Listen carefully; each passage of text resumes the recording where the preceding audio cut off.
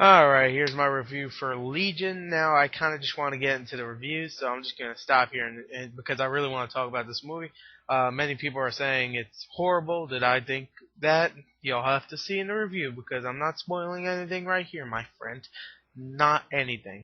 Okay, the story in Legion is actually, I thought it was okay. Now, this is the main reason why I wanted to see Legion because it was so original.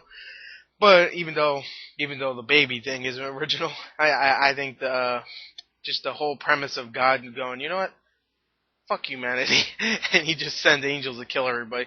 He doesn't really send angels; he makes angels possess people, and then the people kill other people. So yeah, some things didn't make sense in the story, but you know what? I'm not going to talk much about those things because I don't want to spoil. So some things I will say might spoil it, so I'll just say a lot of things don't make sense. So don't expect to see like the best story ever. But anyway, God has lost humanity. Decided to send angels to possess people and make everybody die, and flies everywhere to kill people. Very weird way to kill someone. I mean, God could do whatever. He could just blow up the whole fucking earth or something. I mean, God can obviously do a lot of things. He created humanity, so he can just go over there and stomp through them. It's not like they can really do anything. He's God. I mean, he's probably not even a body or anything. Anyway, yeah. So Gabriel and Michael, the archangel. I keep screwing. I keep saying archangels. The archangels. Gabriel is the one that pretty much goes, "I will do what God says. I will lead this little army of angel possessors." And Michael is the one that's going, "I love humanity. I need to save it.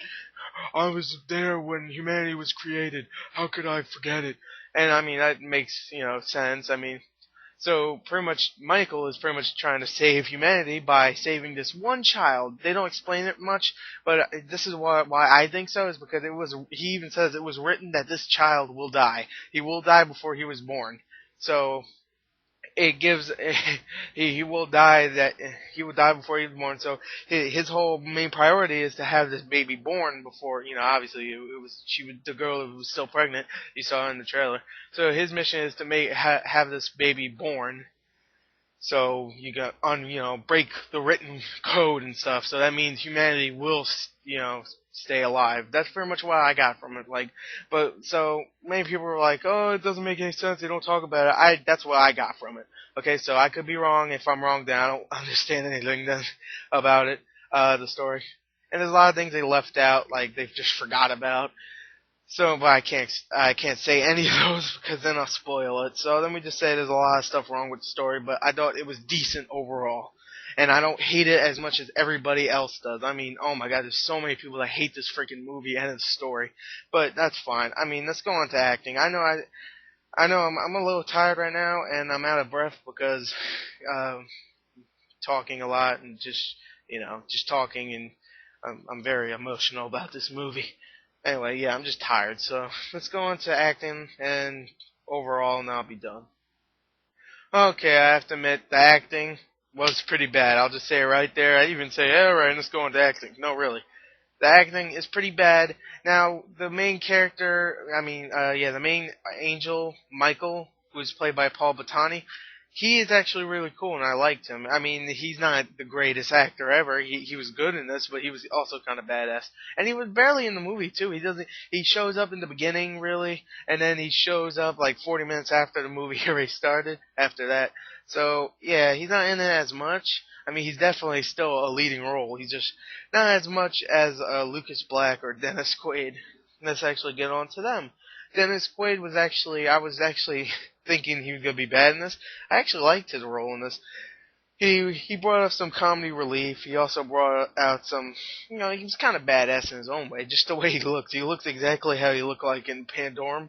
So, yeah, I like Dennis Quaid. He's one of my favorites out there, to be honest. Even though he hasn't been getting that many great roles in last future, but I mean in the near future or the past really. The last great role he had was The Express. So yeah, where he played the coach, and he was actually fantastic in that. So yeah, I mean I love Dennis Quaid. Lucas Black, he was okay, I guess. He was kind of a whiny little bastard. And so yeah, let me just forget about him. I don't like to talk about whiny little bastards. Let's go on to another whiny little bastard. The girl that played Charlie, I forgot her name. She's the pregnant girl. I hated her in this.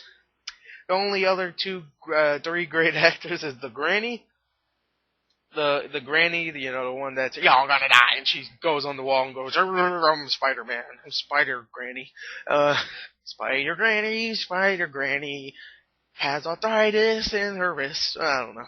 Uh, anyway, uh, and the Ice Cream Man played by Doug Jones.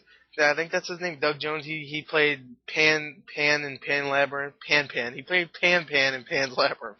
No, he played Pan in Pan's Labyrinth. So he was pretty much the leading guy, kinda, I would say. The leading special effect in that, at least.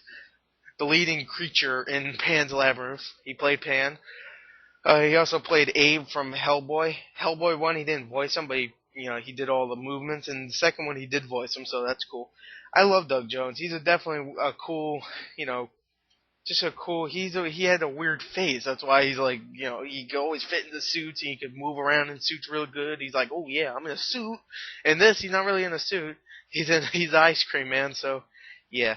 Anyway, and the other one is Kevin Durant, who plays Gabriel. He was actually really good. Even Spill.com said he was treating this like Shakespeare, to be honest. And you'll remember him from 310 to Yuma and X-Men Origins Wolverine. He played the Blob.